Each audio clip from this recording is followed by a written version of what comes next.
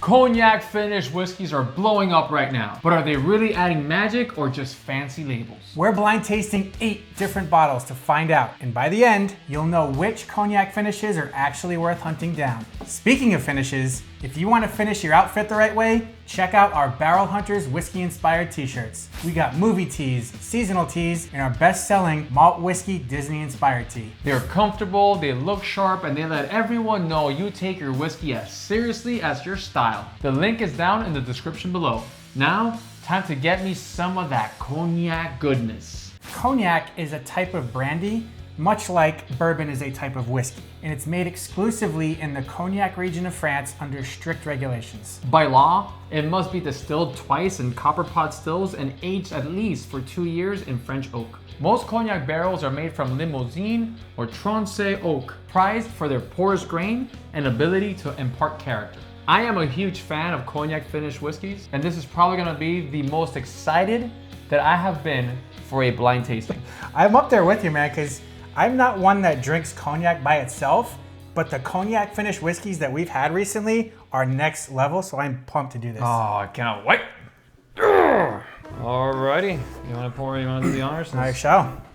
You're the master at this, and I'm not. The master pourer? The master pourer. Yeah. I'm the masturbator. You're the master pourer. I thought it was the debater. No, I don't debate. Oh, okay. You just bait? I debate. Okay. Well, we're starting out strong here. Oh my God. I'm gonna love the nose on all of these, I think. I think you're right. I will too. The color being lighter could mean a couple of things. It could be that it hasn't been aged for a long period of time, but it could also mean that it's been proofed down with water. Oh man. I'm getting a lot of oak. I'm getting a lot of like brown sugar in there too. This smells like a straight up cookie. You know what I'm getting? I'm getting more of like a bourbon glazed pecan pie. That's what I'm getting. That's a beautiful nose right there. Isn't it? Yeah. For the nose, I'm gonna give this an 8. Yeah? Yeah. All right, I'm gonna give it a 7. This is gonna be delicious. So I'm getting something of a sugar cookie on this one. Get a little bit of heat in it, but I'm definitely getting like an overwhelming dessert type of, like I said, a sugar cookie. Yeah, I feel like this one has been in a cognac barrel for a long time because I'm getting a lot of those cognac notes and I'm getting like that brandy sort of flavor. I'm still getting a lot of those nutty notes that I got on the nose, but it's kind of coated in this like cherry sort of flavor in there. This is a pretty unique whiskey. Yeah, I'm thinking for the palate on this one, I'm gonna give it a 6. I enjoyed it just slightly less than I did the aromas of it. And the finish was kind of middle of the road for me, so I'm gonna give that a 5. So I probably enjoyed this a little bit more than you did. I'm getting some grassy notes as well, so to me there's a lot of complexity in this. I'm probably gonna give the flavor a 6, but the finish, because it's evolving and I feel like it's a little longer, I'm gonna give it a 7. So with my 21 and your 18, we have a total of 39 points for the very first bottle. Kooper Family. No kidding. That was surprising. I forgot we even had this one on the list. I know. I remember buying that bottle. We were shooting our 3-day itinerary from Austin. We happened to stop at Kooper Family, small little distillery between Austin and Houston, and that was a distillery only release. I loved it. It is a great bottle, Yeah. and it's delicious. But I feel like we are comparing against some super heavy hitters here. We'll see how the ranking plays out. But to me, it was very good, but I'm excited for the next. Yeah, so this one's looking slightly darker than the first one. A little bit. This smells like candy to me. I'm not picking up as much of the sweeter notes that I was getting on the first one that we did. You're not? I'm getting all sweetness on this. Do we have the same bottle? I hope so.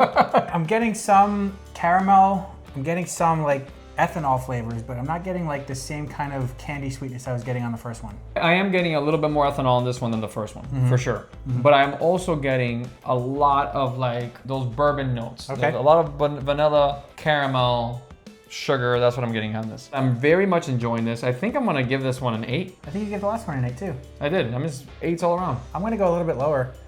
I'm gonna go with a 5 on this one. Oh, wow. Is Yeah. that the ethanol? Yeah, I'm getting stronger notes of that than I am anything else. I've been tricked before though, so maybe the palate will be a little bit better. Yeah. Oh my gosh, it's so velvety and thick. Getting a little bit of raisins in this on the palate. Yes. I'm getting a lot of raisins. I'm getting honey. I'm getting honey dipped raisins. Is that a thing? It will be now. What about golden raisins? Oh, golden raisins. I don't know how I feel about that. I'm getting a lot of fruit notes. Again, just the vanilla and the caramel and the raisins. I'm getting a lot of complexity. I'm really enjoying this a lot. So for me, the palate was a step up from the nose. So I'm gonna probably rank that a 6. The finish kept going for me. I liked the finish. It turned from sort of like raisins on the front to a little bit of sweetness on the back. I enjoyed the finish. So I'm gonna give it a 6 and a 7. I'm gonna go a little bit against the grain here, Ryan. I will say that the palate is an 8 and the finish was a 6. Okay. Because I felt like I got a lot up front and then I didn't get a whole lot different in the finish. Okay. Isn't that funny? It feels like we had 2 different experiences drinking the same whiskey here. Yeah, that's the beautiful part about whiskey is that we could all have a completely different experience and still enjoy the hell of it. Yeah. So I'm at an 18. I think you ended up giving it a 22 for this one. I sure did. So just pumped it over at 40 points. I pumped it over. I don't do any pumping here, Ryan. No? You don't have your own lactation room? Unfortunately not. So now we're at 40 points for sample number 2, pushing it into first place. 1792 cognac. Wow, look at that. How about that? I am very impressed with 1792. Yeah, it was a good one. They make some great stuff, man. That was a delicious pour. You know, this is the first finished bourbon that's gonna be part of their lineup from now on. I'm glad that it's part of their lineup for good, because if this became a limited edition, it's gonna be very hard to get, and it would have left me very sad. After its initial aging, 1782 places their whiskey into the cognac casks for about 6 months to get the flavor that we have right now. And not only that, they put it on the top floor of the rick house to increase the wood interaction. And you could tell, because this thing is infused in those cognac flavors. Yum, yum. Look at this little light, baby. This is light. That is light. We got a blonde here. Oh, this has a different scent. Yeah, this is not a bourbon. The first aroma that I got on this was sunscreen.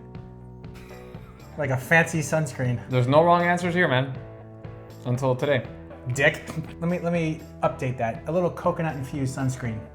Oh, okay, I could get some of that coconut. This is not a bourbon. This to me doesn't have any of those quintessential bourbon notes. I am getting a slight hint of coconut. I'm getting some leaves. I'm not getting a lot more though. I'm not getting a lot here. For me, this has been my least favorite nose so far. Mine too. I'm leaning towards a 4 on this one. I was gonna say 3. It was very surprising. Yeah. It was very nice, and then like the heat lingered and it kind of started building and building. This to me has an exceptional finish. Yeah, that was way better than I was expecting. Just what we got off the nose. And then it just kind of transforms and you start getting a little bit more heat and a little bit more pepper in there in the back. I'm gonna give that a 7, and I'm gonna give the finish an 8. Ryan, I agree. I'm gonna go with a 7 on the palate and an 8 on the finish. We would be almost in sync if it wasn't for that nose. I know. The World Whiskey Society. Look at that. So the World Whiskey Society, that's a limited release, right? It sure is, and the thing with the World Whiskey Society is that they are known for their limited editions. Each release is individually numbered, emphasizing exclusivity and collectability. It's a little shade darker than the last one. This is definitely darker. Oh my goodness gracious. Holy cow. What are we smelling? This is just like pure candy prune goodness. I love cognac-finished whiskeys. You know that? Yeah. Have I said that enough? No, I think you need to say it more. On the nose, I am getting candy, I'm getting prunes, I'm getting honey, I'm getting vanilla. There's so much going on here. And you know what I love about it is that it's super, like, just in your face. There's nothing light about this. You're getting this in your nose, like, it's packing a punch. I don't think it gets much better than this. I'm gonna give it a 9.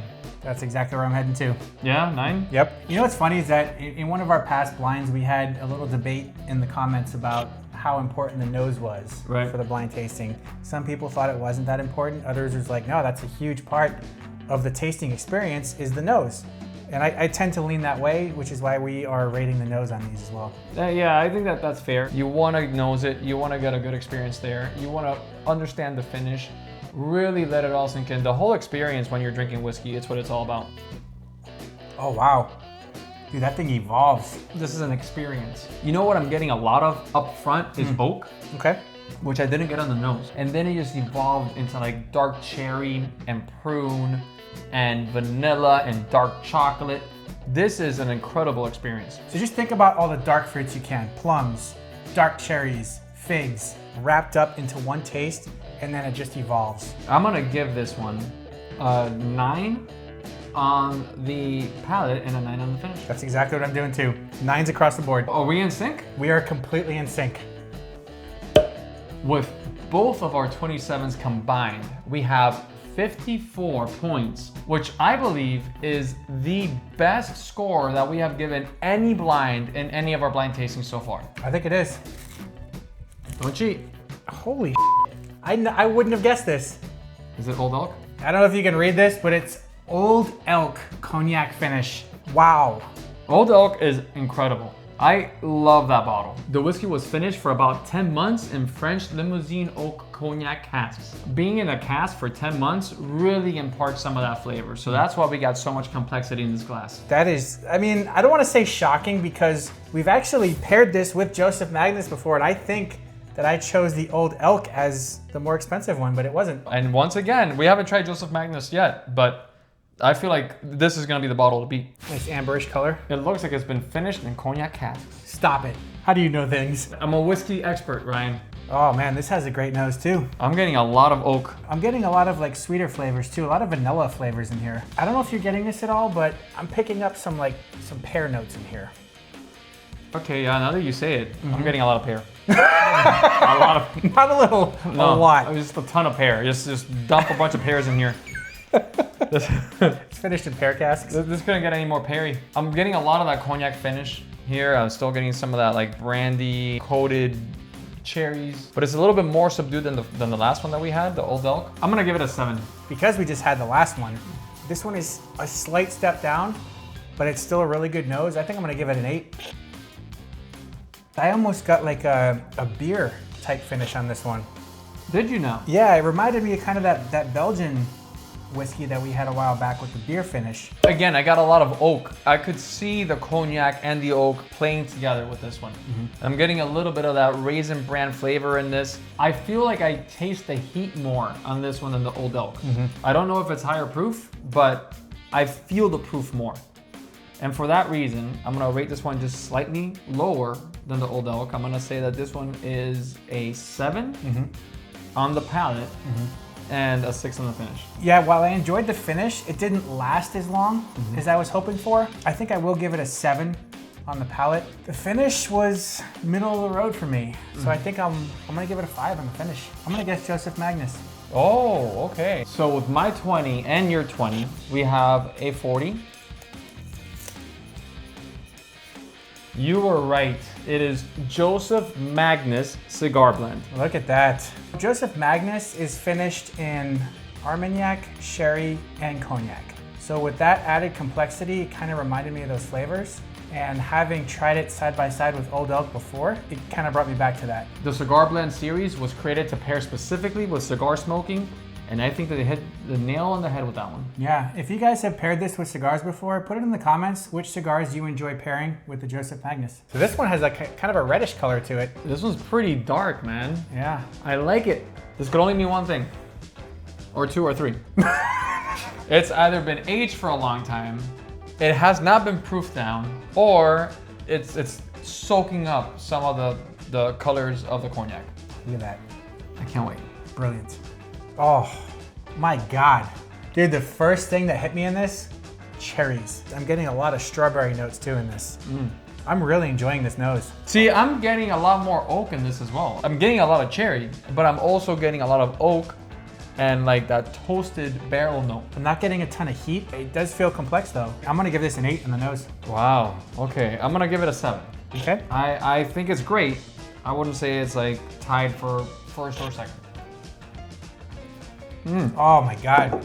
Oh my goodness gracious, where have you been all my life? I got so much chocolate up front. Yes. Like just dark chocolate, bittersweet, and then it just evolves into these dark cherry notes. Oh. It is so tasty. This is dessert in a glass. Yeah. If you want a dessert whiskey, this is it. Honestly, the finish is still going. So it started as chocolate, it kind of evolved into more fruit layers like strawberries, and now it's back to chocolate. Oh my God, this is phenomenal. I already know I'm gonna score this. 9 on the palate, 10 on the finish. You know what I'm gonna say? Say it. I'm gonna go 10 on the palate, 10 on the finish. Holy crap. The taste of this whiskey is some of the best I've ever had. Whatever this may be, this thing belongs on my shelf. I'm gonna guess that this is Bardstown. That was my guess too. Is that right? Yep. I bet you're wrong. It's not. Oh my God. Garrison Brothers Ladybird. That is insane. The Ladybird is infused with honey. I was not getting any honey notes in that. It was mostly just red fruit and oak. Another thing with the Garrison Brothers Ladybird is that it was finished for 3 full years in XO cognac barrels, which is exceptionally long for a finish. Yeah, and you get it 100% on this. Because it's been finished for 3 full years, which is unheard of in the finished market, you really get a lot of those flavors of the cognac into this whiskey. God, that was incredible. Oh. This is so nutty. Yes. I love how excited you got. It's a little darker too. The nutty was right on the nose. See what I did there? On the nose? On the nose. Yeah? Get it? No? Nose. On the nose. I'm getting a light hint of dark cherry notes as well. A little bit of honey, but a lot of nuts. It's a smattering of nuts. Yeah, they're all smattering together. It's like a family reunion of nuts. It's like my family on Thanksgiving weekend. No, it's like walnuts, pecans, pistachios, all there. On the nose, I'm gonna give this little bad boy a 6. It's a little lower because I'm only getting nuts and I'm not getting a whole lot more, just a little hint of cherry, a little hint of honey, here and there, little things I'm picking up. This doesn't pack the same punch as some of the other ones that we tried before. I'm getting a decent amount of complexity in here, like varying amounts of nuts. Oh, okay. Yeah. Yeah, that's important. Along with the other fruit. So I'm gonna give it a 7. This one, to me, drank like a scotch. I was gonna say the same exact thing. Really? It drinks to me like a lightly peated scotch. It wasn't bad, but it hasn't been my favorite of the day when you stack them up against everything we've tried so far. So I'm getting some of those nutty notes on the back end. I'm getting a little bit of that maltiness, but other than that, I'm not getting a ton. It is one of the most unique ones that we've tried today, but that doesn't mean that it's the best. So I'm probably gonna say a 6 on the palate and a 6 on the finish. I think I'm gonna give it a 6 on the palate and probably a 5 on the finish. So with our combined scores of 18 each, we got 36 for this mystery bottle. Penelope Project X. Wow. That is shocking. No kidding. I thought this was gonna be up there. Yeah? That's one of the best ones. Now, Project X is part of Penelope's experimental special projects line. Each batch of Project X is a limited release, often bottled at barrel strength. This cognac finished version reflects Penelope's focus on international cask partnerships, which I think they did a great job with this. Even though it didn't rank as high as some of the other ones, this is a fantastic pour. That's another beautiful color. God, I love these cognac finished whiskeys. Oh, that's unique. Oh man. Yeah, I'm getting a lot of grass on this. I'm getting a lot of spice notes in here. Pepper, something that we haven't had before. Yeah, it's very unique because I am getting some of that grass, I'm getting some of that pepper, and it's kind of just layered over with these fruit notes that you typically get from cognac. Yep. I'm probably gonna give this one an 8 on the nose. I was thinking the same thing. Yeah? I'm gonna give it an 8. Wow, that one evolves. It packs the heat. Yeah. That is strong. Yeah.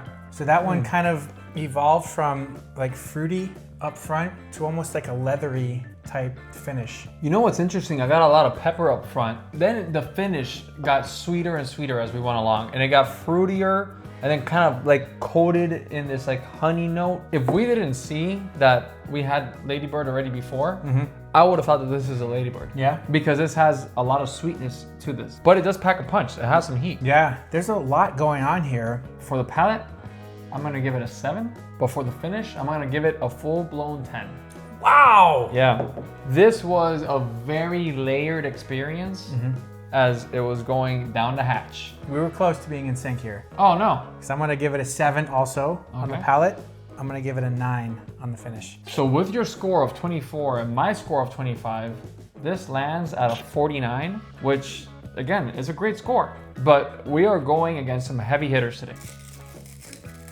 Last one was the Bardstown Ferrand. Look at that. And this release from Bardstown was part of their collaborative series with Maison Ferrand. And the whiskey spent an unusually long 15 months in cognac barrels. Not quite as long as the 3 years, from Garrison Brothers Ladybird, but 15 months is a long time for cognac barrels. This was a loaded field, so whoever comes out on top is a true winner. But again, whoever comes out on bottom isn't necessarily a loser. It's just a really good pour in a great field. With 36 points, at number 8, we have Project X. Coming in at number 7, we had World Whiskey Society with 37 points. Coming in with 39 points in 6th place is Kooper Family Rye. All right, coming in 5th place, this was actually a tie. And our tiebreaker is the palate. And the palate was actually tied. So we had to go to the finish to determine the tiebreaker for this one.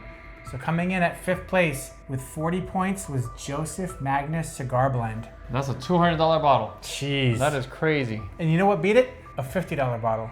That goes to show you something. In 4th place, also with 40 points, is 1792 Cognac Finish. Next up in 3rd place with 49 points, we've got Bardstown Ferrand. This was a great pour. It was delicious. Yeah. Now, the 1st place finish and 2nd place finish also tied. Now, this one scored just 1 point lower in the palate, but it was incredible. And that is, with 54 points, Old Elk. When we were doing the Old Elk tasting, I didn't think anything could beat it. Right. But lo and behold, we were proven wrong. We were proven wrong, and now we have a 1st place finisher. Yeah. Who is that, right? Our winner for today's cognac finish was Garrison Brothers Ladybird with 54 points and the highest score in the palate. That one is also about a $200 bottle. Why is whiskey so expensive? Well, we just did a video about that. We sure did, just last week. You guys can check it out. Great segue. Cognac finishes are the hot trend, but blends like this tell you which ones are worth buying right now and which ones you can wait a couple of weeks for. Because honestly, they were all fantastic. And if you're curious how other styles stack up, our past blind tastings are queued up on the screen right now, ready for you to dive in. Until next time, cheers.